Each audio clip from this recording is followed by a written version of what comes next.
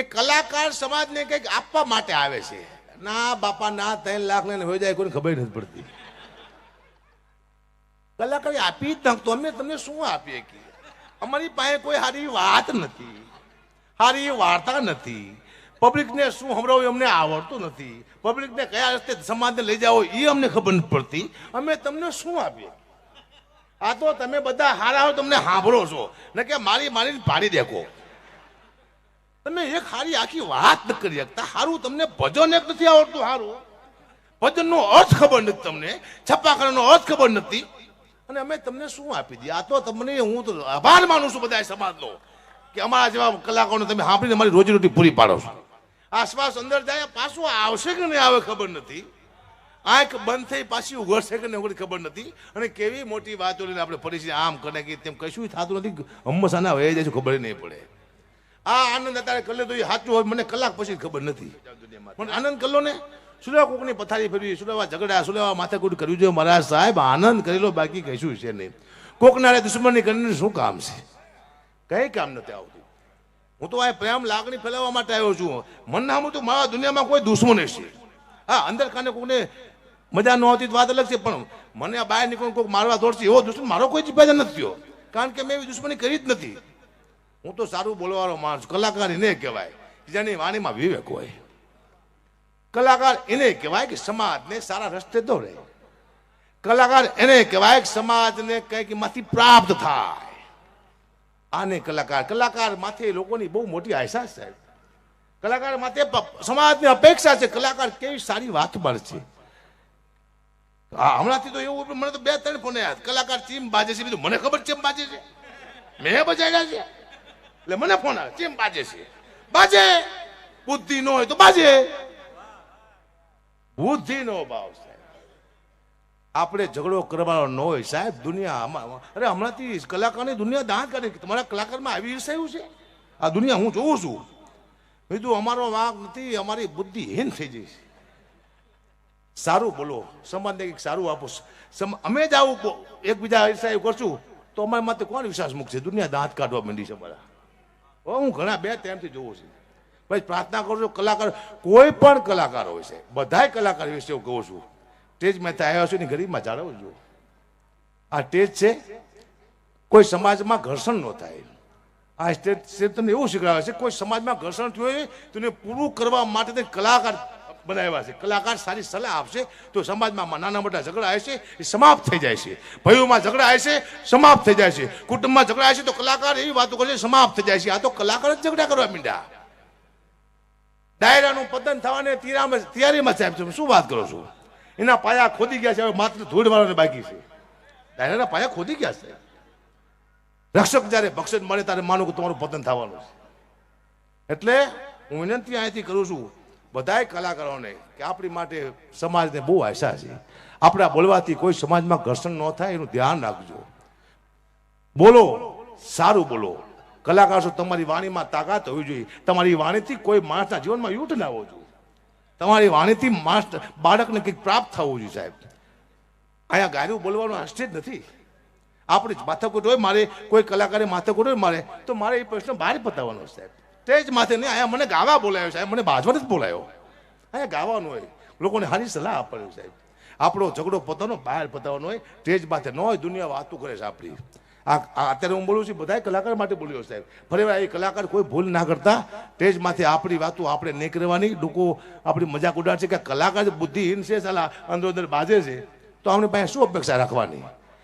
હું તો કેમ મને નફરત આવે છે મારી માથેથી. હું મારો કલાકાર શું લેવા થયો? આના કરતા કર્યો થયો તો સારું હતું. આવું કેવું સાંભળવું? મને ફોન કરે છે, મને ખબર છે આના કેમ બાજે છે.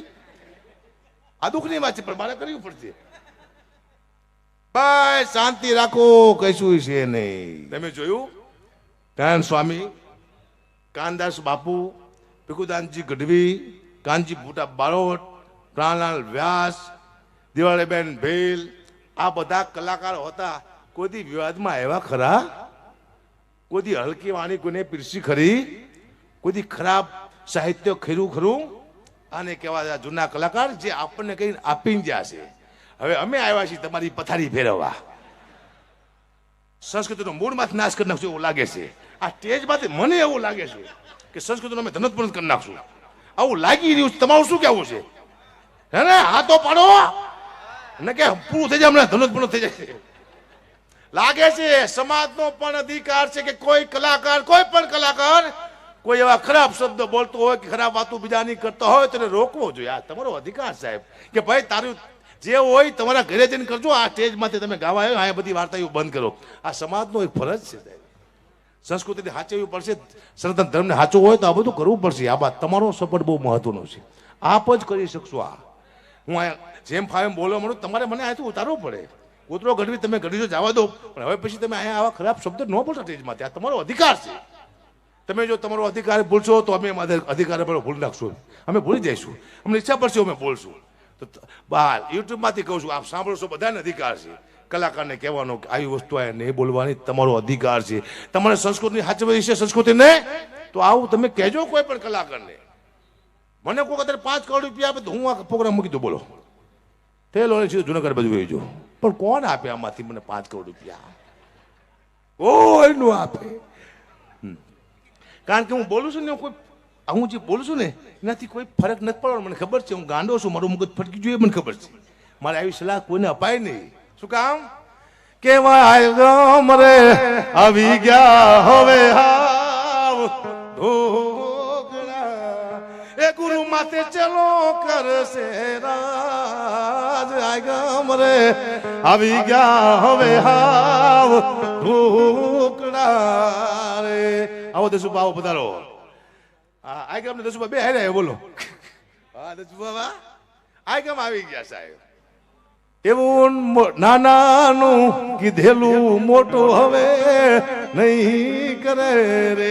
કોઈ કોઈનું નહીં નાખે માન. આવા આગમ હતા આવી ગયા.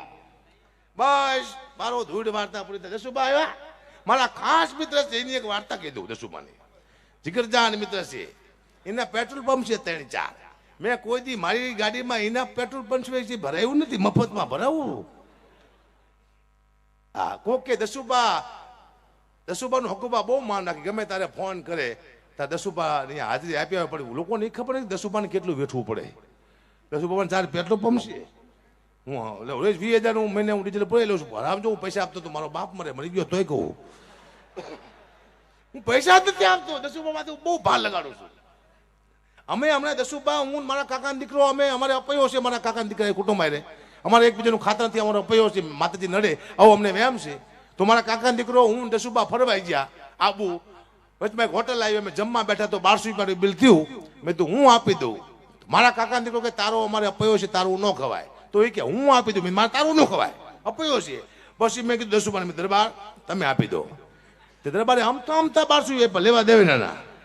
તે બીજી હોટલ આવી 1100 રૂપિયાનું બિલ થયું. દસુબા અમારે એકબીજાનો અપયો છે, એકબીજાનું ખવાતું નથી, તમે આપી દો. દરબારે બીજા આપ્યા 1100 રૂપિયા.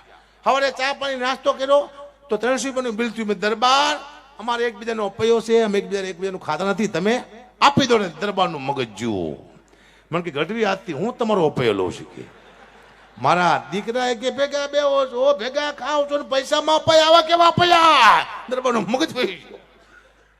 અમને મેં બીજો માલ લીધો.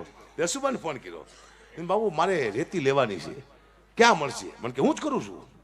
તું એક ગાડી લેવાની, પૈસા બોલો. મને કે તારો 1 રૂપિયો લેવાનો, એક ગાડી તારી આવી જાય ચા. મેં બીજો ફોન કર્યો, દસુબા કપચી લેવાની છે. મને કે હું જ કરું છું. એક ગાડી લેવાની કેટલા પૈસા થાય છે? મને કે તારો 1 રૂપિયો લેવાનો, એક ગાડી કપચી આવી જાય જા. મેં ત્રીજો ફોન કર્યો, મેં દસુબા મારે ચિમેટ લેવાની. મને કે હવે તું લઈ લેજે પેલા દાડિયાન ચિમેટ. તારો બાપ બધું અમારું ન હોય, મારાના પેટ નો થા. પછી મેં ઓકે આભાર. ક્યાંક અમારી ભૂલચૂક હોય તો ક્ષમા કરજો. એ આપણે બીજા રાઉન્ડમાં કરશું. હવે આખું રાઉન્ડ બેનને સાંભળવાનું આપણે.